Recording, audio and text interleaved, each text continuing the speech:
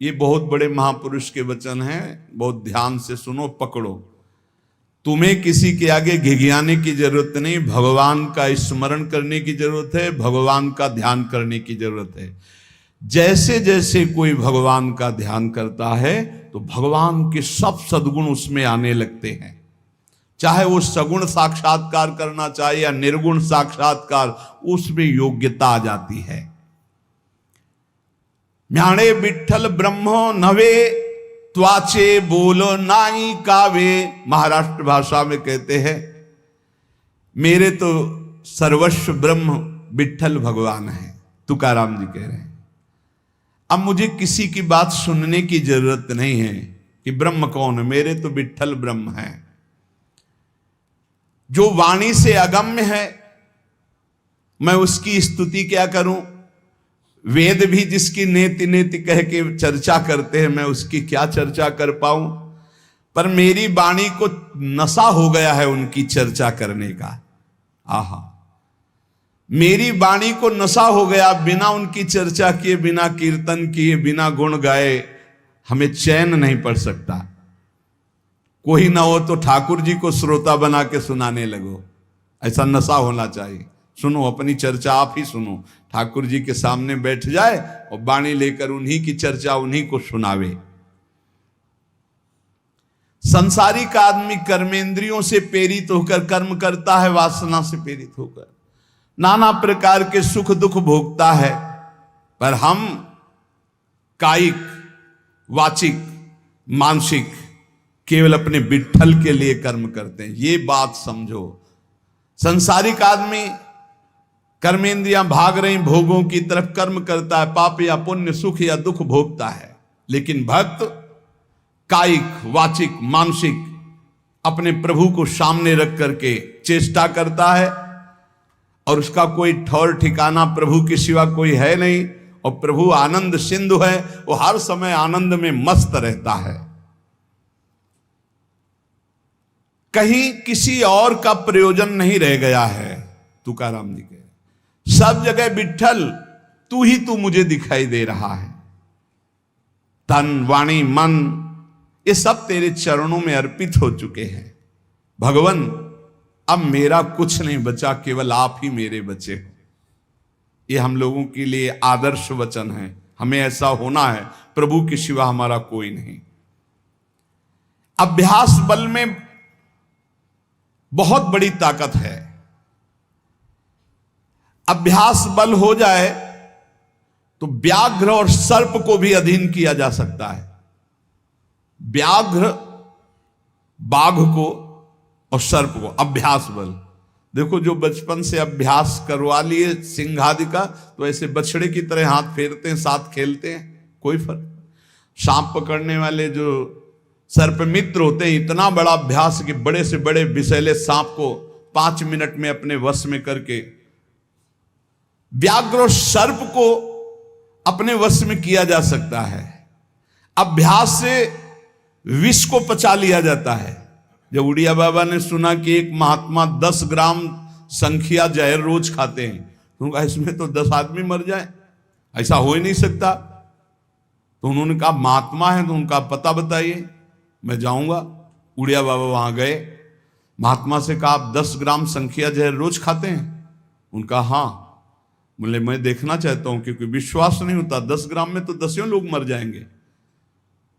शाम के 4 बजे उन्होंने डाला सिलबट्टा में 10 ग्राम तौल करके जहर, संख्या जहर, जैसे धतूरा होता है ऐसे संख्या, उसे पीसा और पीस करके पूरा धोकर खप्पर में डाला और बस पी गए। महात्मा आए तो आश्चर्य की बात है। बोले तो रोज हम पीते हैं।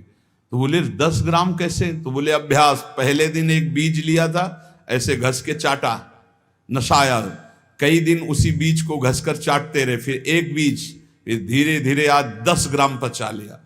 तुकाराम जी कह रहे हैं अभ्यास का बल करे तो व्याघ्र और सर्प को वश में कर ले। तो मन को वश में नहीं किया जा सकता, इंद्रियों को वश में नहीं किया जा सकता, अभ्यास से किया जा सकता है। अभ्यास योग युक्त ने चेतसा नान्यगामिना।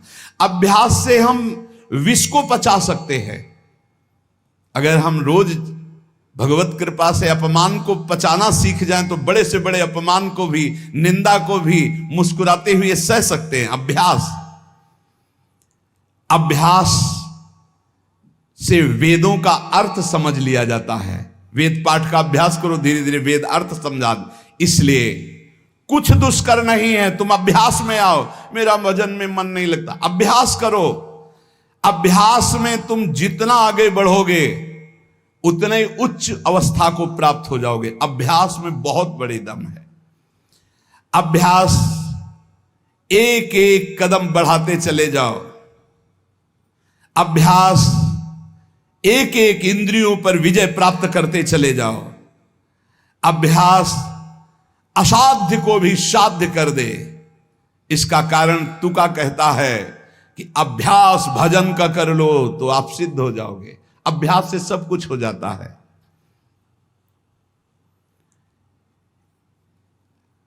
संत जब घर आते हैं तभी दशहरा और दिवाली माननी चाहिए, जो भगवत प्रेमी महात्मा है। बहुत बड़ा प्रभाव है, इसीलिए उस प्रभाव का दुरुपयोग असाधु जन कर बैठते हैं। मूर्तमान परम पवित्रता और तीर्थ चलकर आज आ रहा है, ऐसा अनुभव होता है जब संत आते हैं। आज ही दिवाली दशहरा श्री साधु संत आले घरा, तुकाराम जी कह, आज ही हमारी दिवाली और दशहरा हो गया, क्योंकि भगवत प्रेमी महात्मा हमारे घर पधारे या भगवत प्रेमी महात्मा का सानिध्य मिला। साधु संत एति घरा तोची दिवाली दशहरा। हमारे लिए उत्सव है जब भगवत नाम जापक भगवत प्रेमी महात्मा आए, उनका चरणोदक लिया, उनकी वंदना की और बैठ करके उनसे हम भगवत चर्चा की। ऐसे जो भक्तजन हैं उनके संग का परिणाम क्या होता है कि भगवत साक्षात्कार के लिए छटपटाहट पैदा हो जाती है। जैसे जल से मछली को निकालो तो विकल होकर तड़पने लगती है। जीवना वेगली मासूली तुका तैसा तलमली। जैसे जीवन के लिए मछली जल के लिए तड़पने लगती है, बाहर हटा दो, ऐसे सत्संगी का जीवन तड़पने लगता है भगवान की प्राप्ति के लिए। तभी माना जाएगा सत्संग हुआ है। सत्संग का ये फल है। बड़े भाग पाइप सत्संगा, बिनई प्रयास होई भवभंगा। संत आधि देवा मग। अगर एक तरफ बड़े बड़े देवता खड़े हो, एक तरफ संत खड़े हो, तो पहले आराधना किसकी करनी चाहिए? तो बोले देव सरावे परते संत पुजावे आरते। पहले संत सेवा, बाद में देव पूजा। जैसे लब्ध्वा जन्म मर प्रार्थ्यम मानुष्यम, ये मनुष्य जन्म जो प्राप्त हुआ है इसकी सार्थकता भगवत प्राप्ति है। ये देव आराधन से नहीं होगी, ये संत आराधन से होगी, जो भगवत प्रेमी महात्मा है। नरदेह का ऐसा ऊंचा स्थान है कि इससे ब्रह्म सायुज्य प्राप्त कर सकते हो, जो अत्यंत कठिन है। नरदेह की स्तुति बड़े बड़े देवता करते हैं, इसलिए तुम्हें वही नरदेह प्राप्त हो गया है। तुकाराम जी कह रहे हैं तुम सच्चिदानंद पदवी को प्राप्त करने के लिए सच्चिदानंद में डूबे हुए किसी संत महात्मा के मिलन की आकांक्षा करो। भगवान से प्रार्थना करो कि मुझे अपने प्रेमी संत का सानिध्य दे दो। उनकी कृपा दृष्टि से आपका मार्ग खुल जाएगा सायुज्य मोक्ष का। इस लोक को देखो, लोगों की क्या दुर्दशा है। देह मिलने पर भी क्या धन्य हो रहे हैं क्या? नहीं। तो जो विट्ठल के दास हुए वही धन्य हुए। जो विट्ठल विट्ठल ऐसे कहते आयु व्यतीत कर रहे हैं, वही सच्चिदानंद पदवी को प्राप्त होते हैं।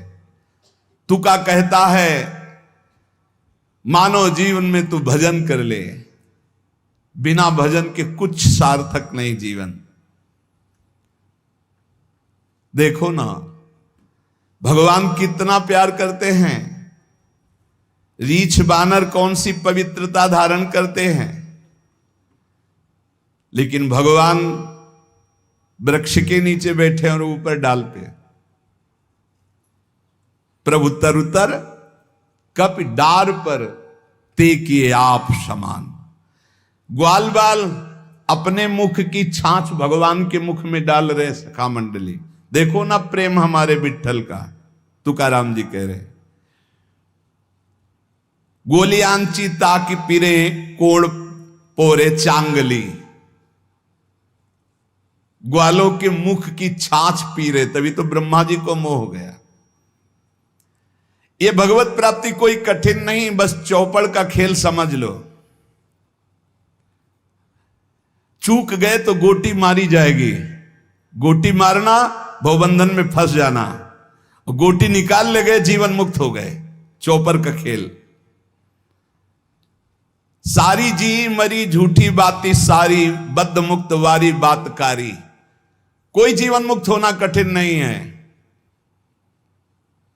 लूडो का खेल, चूक गए तुम्हारी गोटी मार दी गई, और सावधानी से अपने अंक को गिनकर गोटी को बचाते हुए निकल गए, जीत गए, जीवन मुक्त हो गए। नहीं गोटी मार दी जाएगी, खेल है एक ये।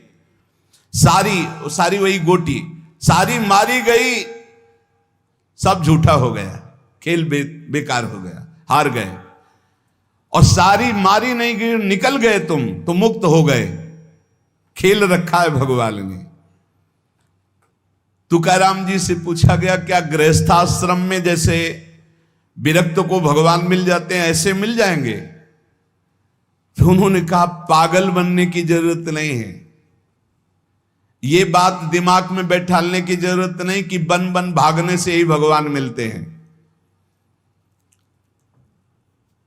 अपने लोगों के भाग्य में ये मार्ग लिखा था, पर हम आज भी अनुभव करके यही कहते हैं। जो आज दुर्दशा देख रहे हैं, उस दुर्दशा से हम कह रहे हैं कि घर में रहकर धर्म पूर्वक आचरण करते हुए भजन करने से बहुत लाभ मिलेगा। विरक्त मार्ग बहुत ही मतलब आग पे चलने का मार्ग है, खिलवाड़ नहीं है। आप ये समझ लो, खिलवाड़ नहीं। सफीपुर एक गंगा किनारे स्थान है, तो वयोवृद्ध महात्मा सन्यासी रहते थे। तो उनके घर के कुछ लोग गुड़ और ये सामग्री लेके गए, तो उनका गंगा जी में डाल दो या किसी और को दे देना। नहीं, मुझे आपका एक भी अन्न का टुकड़ा नहीं, मैं विरक्त हूं, आपका सेवन नहीं कर सकता। और आप यहां से कुछ एक भी टुकड़ा लेने की सोचना मत। आप ऐसे खरे स्वभाव वाले संतों को देखा कि अपने विरक्त मार्ग के पंथ के जो नियम हैं वो बड़े कट्टर भाव से निर्वाह करने वाले। आज समझे में नहीं आता, हमसे चूक हो जाती है। तो जो हमें विरक्त मार्ग से चलकर लाभ मिलना था वो नहीं मिल पाता। श्री तुकाराम जी कह रहे हैं वन में यदि भगवान होते तो हिरण को भगवान मिल जाते, तुकाराम जी की वाणी है। खरगोश को मिल जाते, बाघ को मिल जाते, ये सब भगवत प्राप्त हो जाते। और अगर तुम्हें ये भ्रम हो कि एकांत में आसन लगाकर ध्यान लगाने से भगवान की प्राप्ति हो जाती, तो बगुला बहुत एकांत में जल में खड़ा होकर एक टांग केवल ध्यान लगाता है, लेकिन मछली का भगवान का नहीं, तो उसका उद्धार हो गया क्या? ये तुकाराम जी की बात है। अगर तुम्हें ऐसा भ्रम हो गया हो कि कोई एकांत गुफा हो, घुस जाऊं बस वहां भगवत प्राप्ति हो जाएगी, तो चूहा और सांप रात दिन बिल में रहते, इनको भगवान की प्राप्ति हो गई क्या? तुकाराम जी से जब प्रश्न किया गया कि क्या गृहस्थाश्रम में भगवान की प्राप्ति ऐसे हो जाएगी जो विरक्तों की हो जाएगी, बहुत ध्यान से सुनिए। सिद्ध संत है, वो कह रहे हैं कि पागल मत बनो, भगवान की प्राप्ति भगवान के भजन करने से होती, वो गृहस्थी में भी हो जाएगी। अगर तुमको लगता है कि वन में रहने से भगवान मिल जाते हैं, तो हिरण को मिल जाते, खरगोश को मिल जाते, बाघ को मिल जाते, सब ब्रह्म प्राप्त हो जाते। अगर तुमको लगता है कि एकांत में ध्यान लगाने से मिल जाते, तो बगुला जल में खड़ा होकर एक टांग केवल ध्यान लगाता है, लेकिन मछली आई गट्ट से खाया फिर शांत खड़ा है, बगुला को नहीं मिला। फिर कहते हैं कि एकांत गुफा में घुसने से भगवान मिल जाते, तो चूहा और सांप बिलई में रहते हैं रात दिन, उनको भगवान मिल जाते।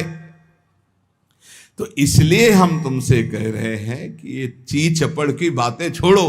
तुकाराम जी कह रहे हैं घर में विठ्ठल का मंदिर बना, घर को ही विठ्ठल का मंदिर बना, ठाकुर विराजमान करो, आप सेवक हो जाओ, बढ़िया भोग लगा के पाओ, नाम कीर्तन करो, कथा वार्ता करो, अपने कर्म को भगवान को अर्पित कर दो, भगवान की प्राप्ति हो जाएगी। बहुत सहज है गृहस्थ में भगवत प्राप्ति करना।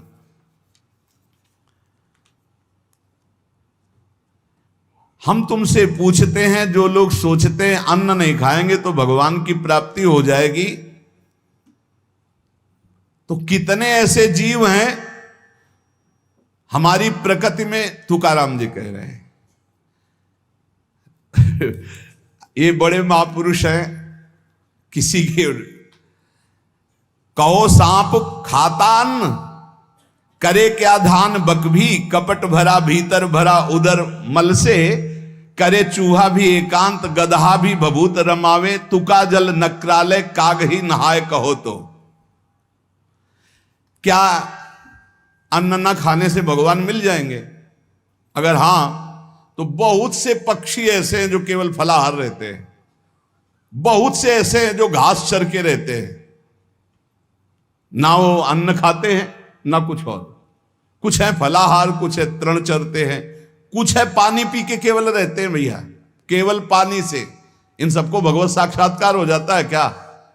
केवल पानी से रह रहे तो भगवत साक्षात्कार हो जाएगा, केवल फलाहार रहे तो उनको भगवत साक्षात्कार हो जाएगा। तुकाराम जी कहते हैं कितने हैं वायु भक्षण करते, केवल वायु पी करके जीते हैं, भीतर कपट भरा है, बाहर ये सब छोड़ रहे हो, कुछ लाभ नहीं मिलना है। चूहा बिल में एकांत में रहता है, भगवत प्राप्ति हो गई। गदहा खूब धूल में ऐसे लौटता, धूल लगाने से तो क्या उसे भगवत प्राप्ति हो गई, महापुरुष है। जल में घड़ियाल रहता है, भगवत प्राप्ति हो गई। कौआ भी जाके गंगा स्नान करता है, जल स्नान, भगवत प्राप्ति हो गई। भैया जब तक भजन नहीं तब तक भगवत प्राप्ति नहीं, बाहरी क्रियाओं से। तुकाराम जी कह रहे हैं तुम्हारे हृदय में बुराई भरी हुई है और बाहर से साधु का भेष बनाए हो तो तुम्हें भगवत प्राप्ति हो जाएगी। अरे चाहे वायु भक्षण करो, चाहे तुम ध्यान का नाटक करो, चाहे एकांतवास करो, चाहे भस्म लेपन करो, चाहे जल में खड़े हो जाओ, चाहे जितना अनुष्ठान करो, जब तक भजन नहीं करोगे भगवान का तुम्हारी बुद्धि निर्मल होने वाली नहीं, बाहरी क्रियाओं से कोई लाभ नहीं। तुकाराम जी कह रहे हैं भक्ति मुक्ति दिलाने वाली है समस्त भव बंधनों से। रात दिन अपने प्रभु का नाम जप कर रहे, चिंतन कर रहे। एक गृहस्थ आए थे, बहुत अच्छी स्थिति, नेत्रों में नेत्र मिला के जब बात किया तो बड़ा संतोष। जब जाने लगे तो कहा 1 मिनट रुको, इससे मुख पे बड़ाई नहीं करनी चाहिए, पर आप सावधान रहना, बहुत अच्छी स्थिति, संभाल के निकल जाओ। बस उन नेत्रों से ऐसे किया, चुपचाप गंभीर मुद्रा, प्रश्न बहुत जोर का, और स्मरण में बिल्कुल तन्मयता, एक एक चेष्टा उनकी बता रही थी। बहुत बढ़िया, बाजी मार ले जाओगे, कोई तुम्हें प्रणाम नहीं करेगा, कोई दान पुण्य नहीं, कोई नमस्कार नहीं, बहुत जल्दी निकल। विरक्त भाव में रात दिन भगवान के भजन में व्यतीत करो, तभी बात बनेगी। केवल इन सब बाहरी बातों का देखो, इसीलिए खंडन किया तुकाराम जी ने। जो विरक्त अपनी देह को घृणित समझकर त्याग देता है, देह के राग का, बलमूत्र का भान क्या इसमें, वो महासुख को प्राप्त होता है। इससे ज्यादा प्यार करने की जरूरत नहीं है। जो इस देह से ज्यादा प्यार करते हैं वो सीधे नरक का रास्ता तय कर लेते हैं। बहुत संभल के चलने की जरूरत है। इस देह के राग को मिटाने के लिए ही तो भगवत मार्ग में चले, चाहे गृहस्थ हो चाहे विरक्त। तुम अपना स्वभाव बनाओ आत्म कल्याण के लिए। शरीर को ज्यादा सुख दोगे, ज्यादा सुख भोगोगे तो नरक का रास्ता पुष्ट कर देगा। और शरीर का त्याग भी नहीं करना है कि मतलब, क्योंकि शरीर के बिना भजन नहीं होगा, शरीर के बिना साधना नहीं होगी। तो उचित खिलाओ पिलाओ, उचित विश्राम और खूब भजन और सतमार्ग की चेष्टाओं की। इसको इतना भजन कराओ कि इसका भाव ही नष्ट हो जाए कि मैं शरीर हूं। तुकाराम जी कहते इसमें संदेह नहीं, वैराग्य की बातें करने से वैरागी नहीं हो जाता। जब सुंदर सुंदर भोग, सुंदर सुंदर रूपवान भोग शरीर के सामने उपस्थित और भोगने की इच्छा ना हो, उसका नाम वैराग्य है। बातें करने वाले वैराग्य की तो करते रहते हो, जब सामने प्रश्न आता है तो उत्तर नहीं दे पाते, अर्थात भोग आता है तो उन्हीं में लिप्त हो जाते, उन्हें वैरागी नहीं कहते। इसीलिए हम कह रहे हैं कि अपने मुख से नाम नाम नाम, निरंतर नाम जप करो। यदि मुख नहीं नाम जप रहा तो ये जिह्वा टुकड़ा है मांस का, और मुख जो है मांस का एक कुंड मात्र है। नाम जप करो, सदगुरु प्रदत्त नाम जप करो। तुका कह रहा है सदगुरु की महिमा।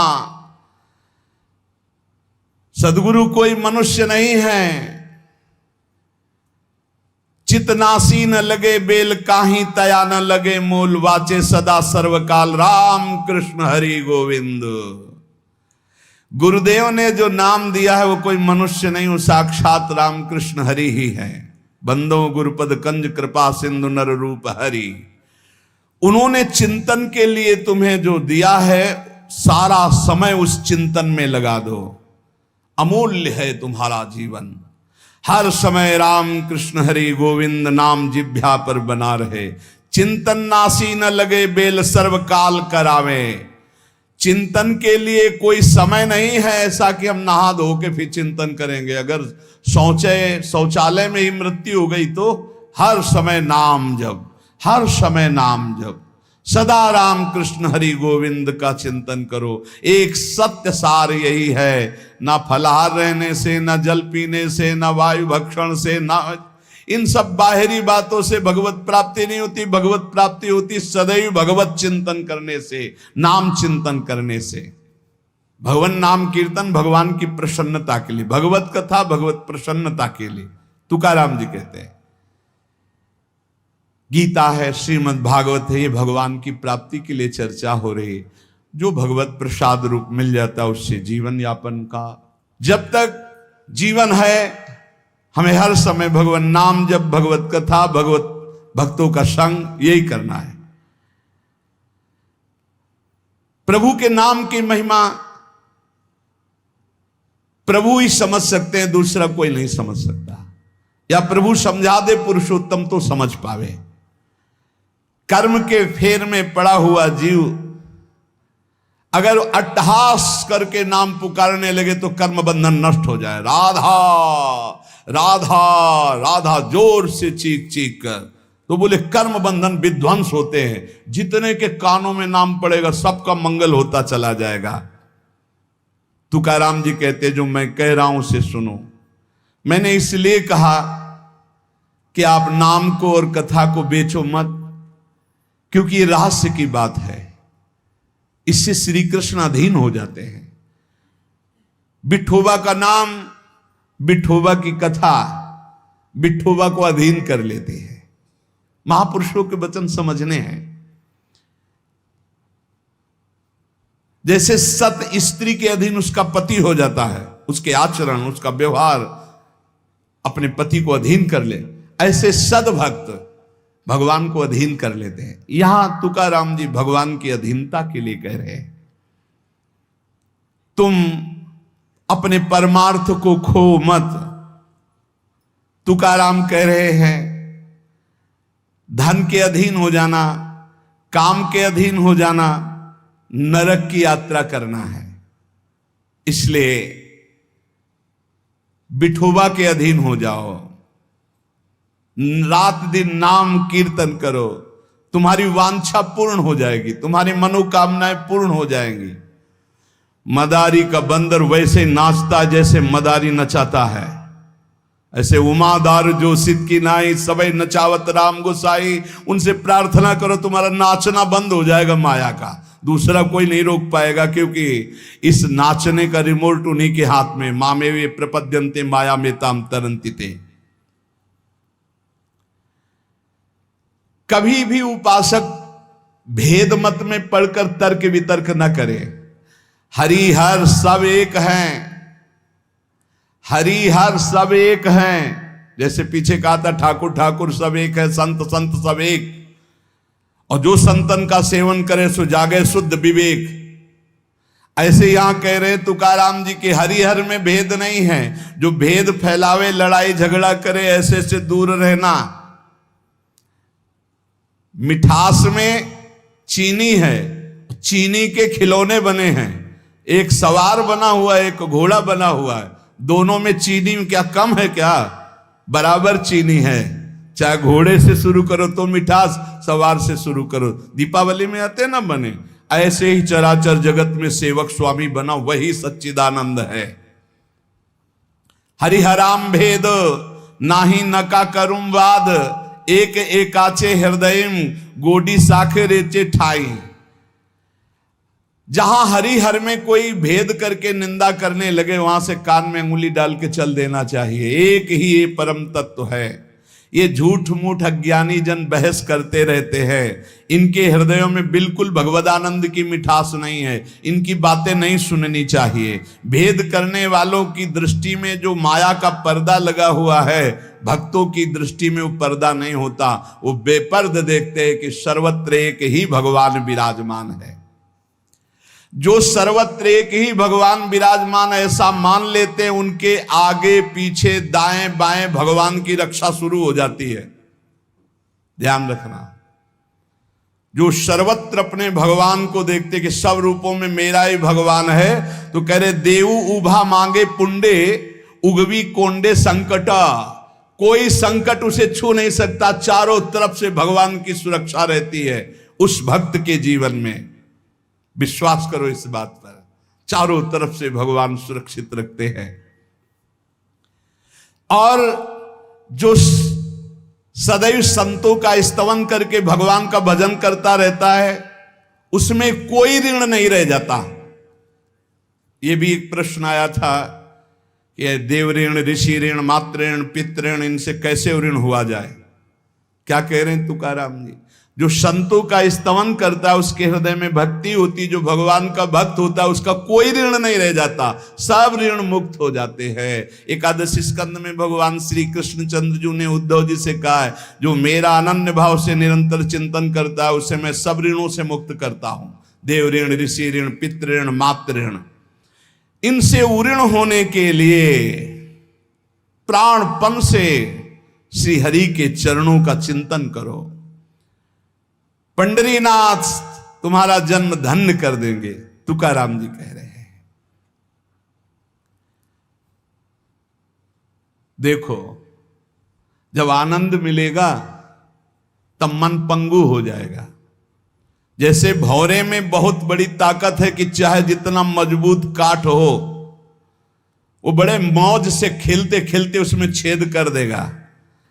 जब कमल की पराग वृत्ति में वो पहुंचता है तो थोड़ा सा भी पराग को धक्का न लगे, शांत होकर बैठ जाता है। चाहे जीवन खोना पड़े, वो कमल की पंखुड़ी को नहीं काटता।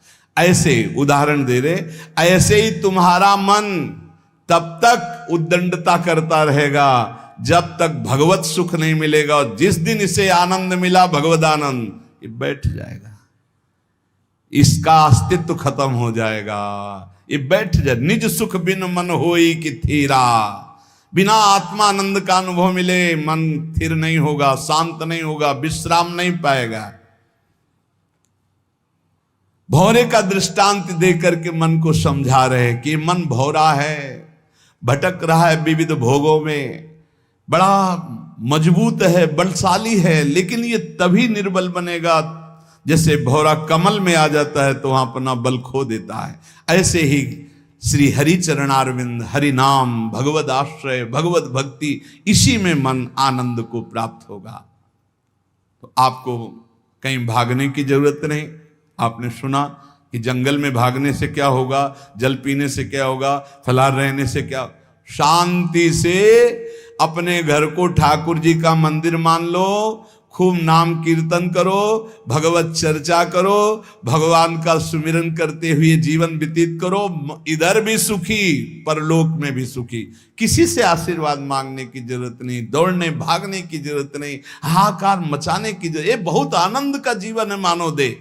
बस सुलझ जाओ, शांत हो जाओ, जहां तुम हो वहीं सब ठीक है। जो मिल जाए, रूखा सूखा फल है, अन्न है, जल है, जो मिल जाए, प्राण पोषण करो, भगवान का चिंतन करो, सद आचरण करो, बड़ा आनंदमय जीवन होगा। लेकिन आनंद से जीने के लिए असद आचरण करते हो, पापाचरण करते हो, आनंद की खोज में। कहां पापाचरण में आनंद है? इसलिए सद आचरण में आ जाओ, भगवद आश्रित हो जाओ, खूब नाम जप करो। भगवान मंगल भवन है, इस गेम से निकाल देंगे।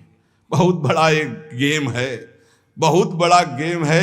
जीतते जीतते हार जाओ, हारते हारते जीत जाओ। तो हम तो जीत गए। नागरी दास ही जन्म जितायो, बलिहारी बलिहारी हमारी सबही बात सुधारी।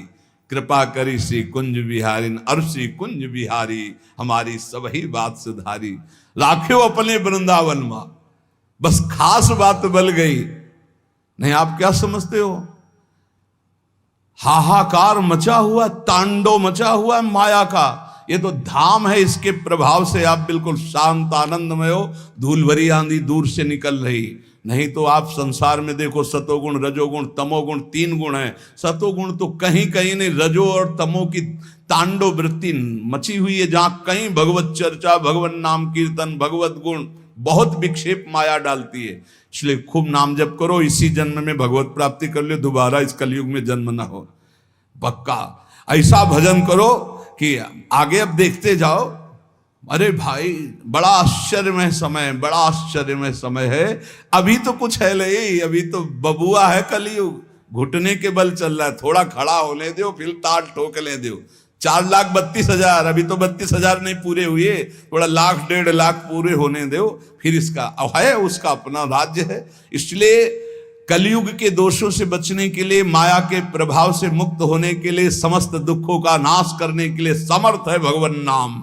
खूब नाम जप करो, नाम कीर्तन करो, भगवत चर्चा करो। इसके सिवा कोई उपाय नहीं है। जहां और कुछ उपाय बताया जाए तो भटकाव है। हमारी प्रार्थना मान लीजिए, निस्वार्थ बात आपसे कह रहे हैं, आपके मंगल के लिए कह रहे हैं, शास्त्र सम्मत कह रहे हैं। पहले से भगवान व्यासदेव जी ने लिख दिया है। कृतयुगे ध्यायते विष्णु, त्रेतायाम यजते मखई, द्वापरै परिचर्यायाम, कलौ तद्धरि कीर्तनात्। कलौ नास्तेव नास्तेव गतिरन्यथा। कलयुग में कोई और गति और गति और गति नहीं है। हरे नाम हरे नाम हरे नाम केवलम, केवल हरि का नाम, केवल भगवान नाम है। इसलिए खूब नाम कीर्तन, नाम जप, भगवत चर्चा, जीवन सार्थक। शेष